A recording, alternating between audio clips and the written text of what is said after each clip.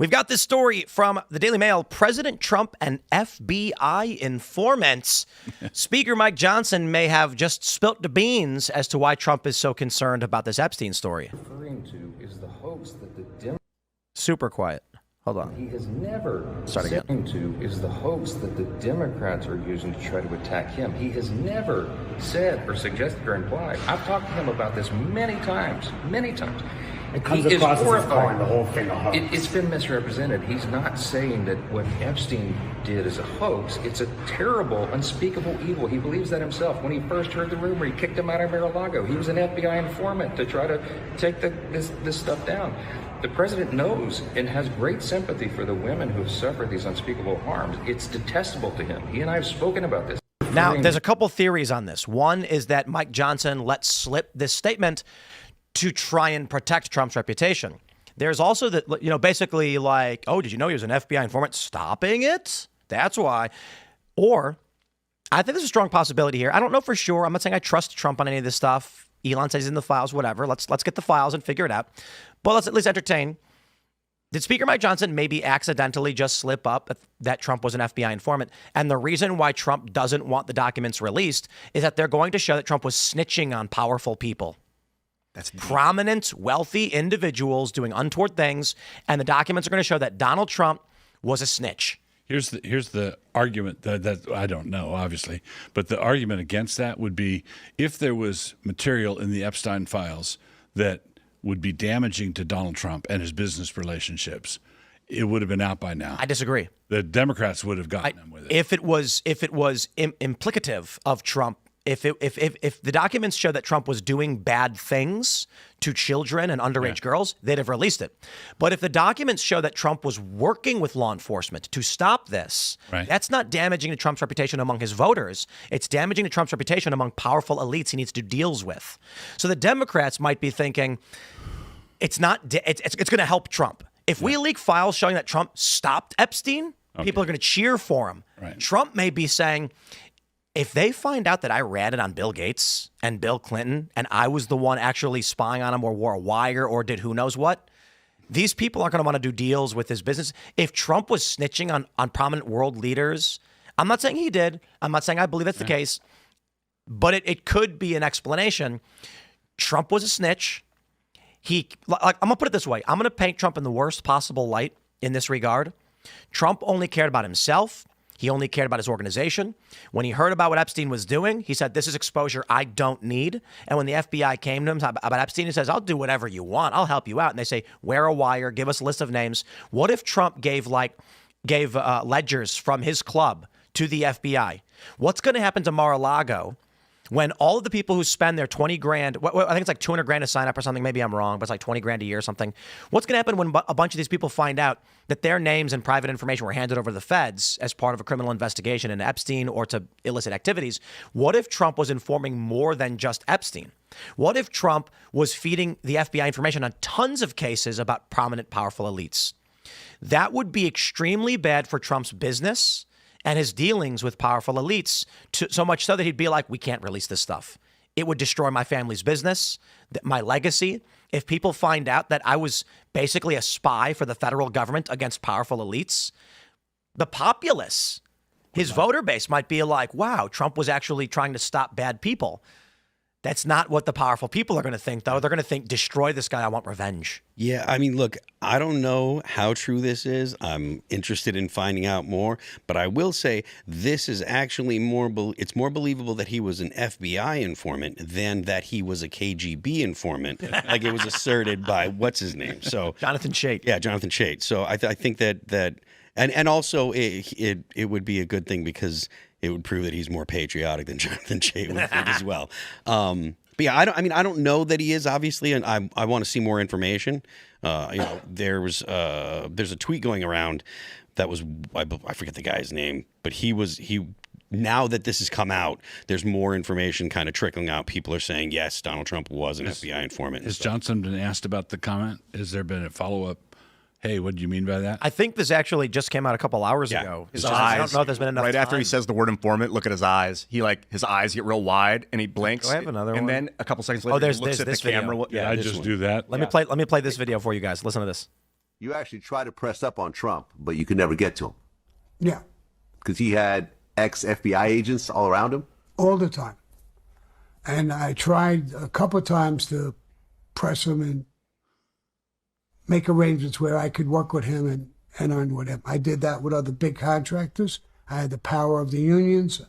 I could do all kinds of little things, but I couldn't get to him. He wouldn't bite. He just wouldn't bite. He didn't want to do anything like that. And there was layers of people in the middle. One of my guys said, we'll go up to the office. I said, we'll go up to the office. Everybody around him is an ex-FBI agent. We'll go up to the office, we'll get cuffed, and we'll go right to prison. Wow. So forget about Trump. He's a legitimate guy. He don't want to do it. Forget about Trump. And for context, that's Sammy the Bull Gravano. So he's a fairly well-known organized crime guy. It makes What if a component of Trump's acrimony is anger, is that he spent a lot of time thinking that he was cooperating with the feds, that he was in their good graces, and then when they betrayed him and went after him, he took it very personal. You know, well, firstly, so much weird stuff.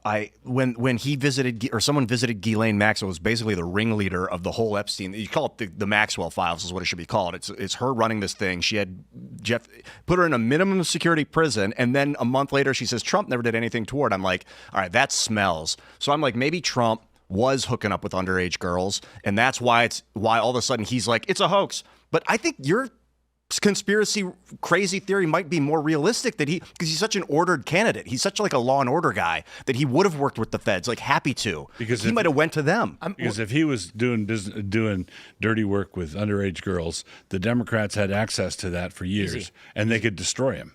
And they didn't. And so now it's why is Trump freaking out over this? The Democrats didn't release it, and you know they would have. They falsely accused him of rape in New York, civil fraud. They tried arresting him. They literally arrested him, tried convicting him several times. They'd have taken any opportunity. I'm not saying I know for sure. I don't know if it's my theory. I'm just saying, if this is true, there probably is a higher probability that Trump's a snitch. Honestly, and I'm saying that intentionally. It makes me love him more if he complied and worked with the FBI on getting Epstein thrown away. That's a good thing. Not just Epstein. Prominent, powerful elites like, when he's saying Trump was surrounded by ex-FBI guys, how does Trump know the ex-FBI guys? And he was so famous in the 80s. Who in his circle is like, I can get you connected with guys who were in the FBI? But a lot would ride on the powerful elites.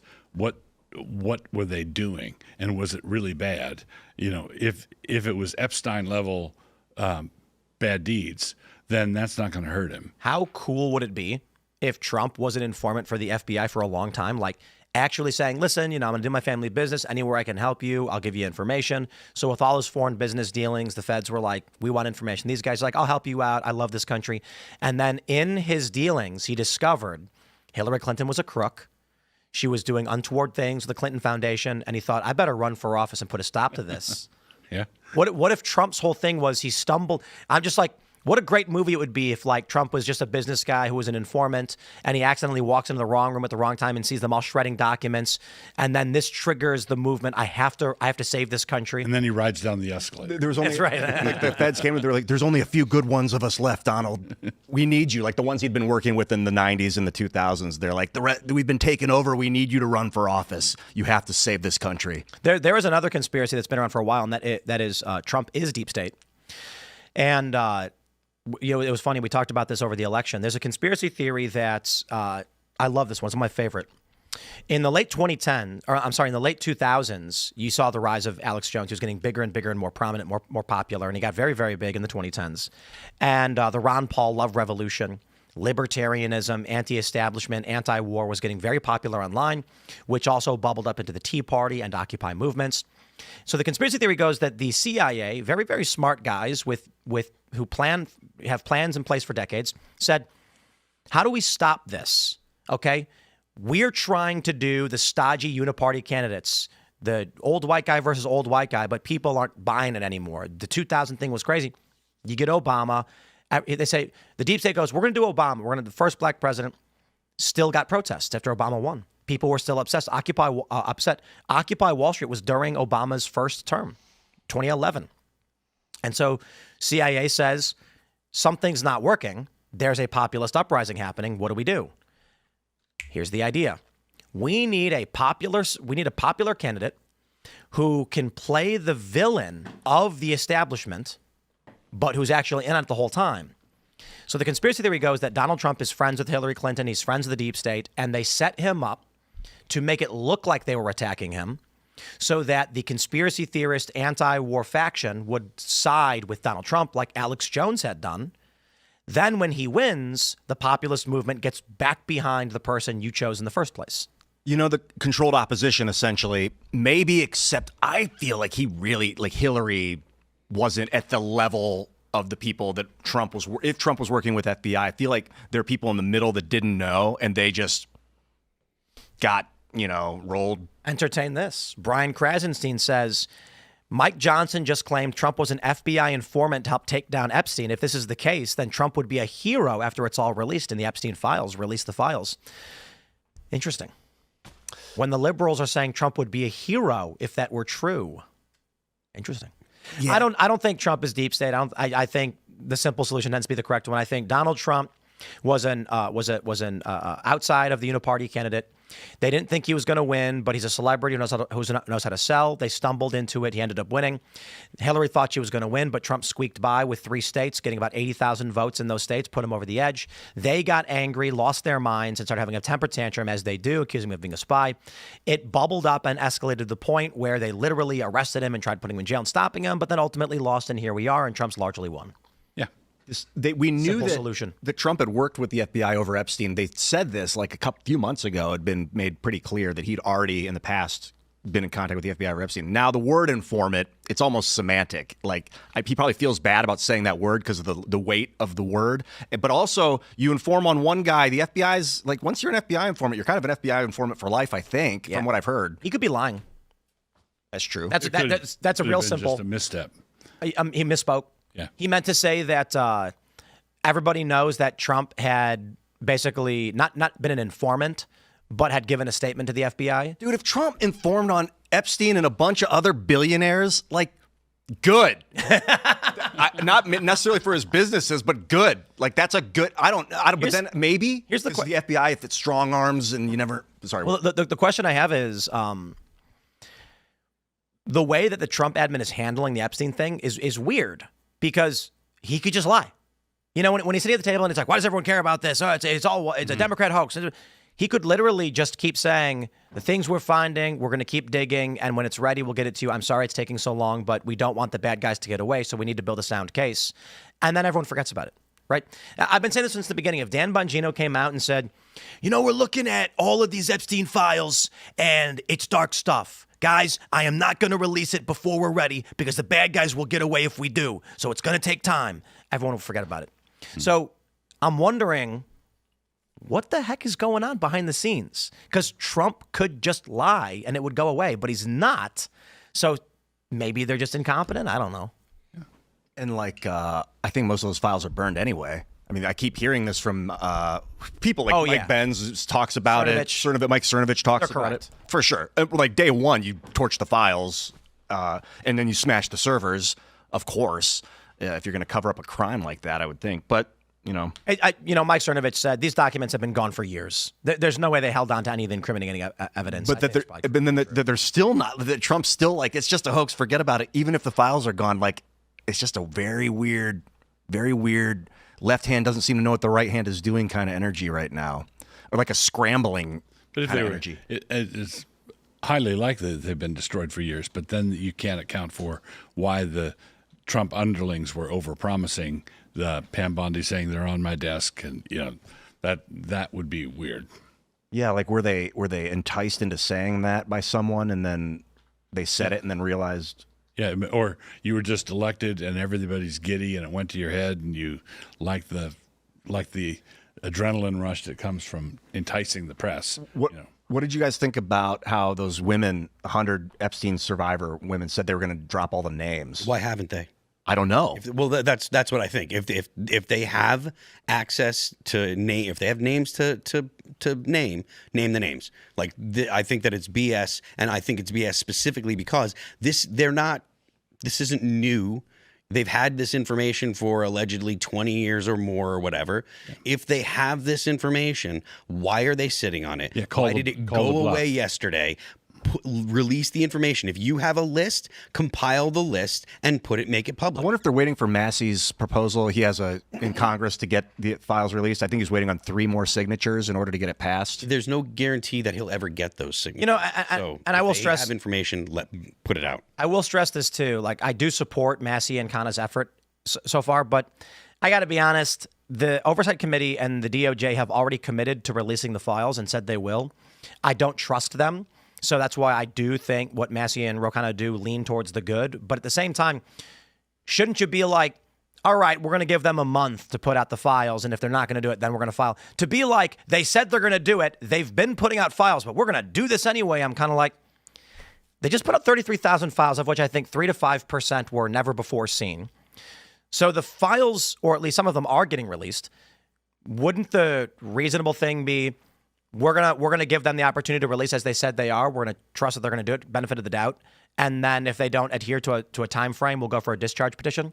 My point is just, it seems kind of weird to straight go for a discharge petition when they claim they're already working on it and literally just released files. It seems disingenuous. Mm-hmm.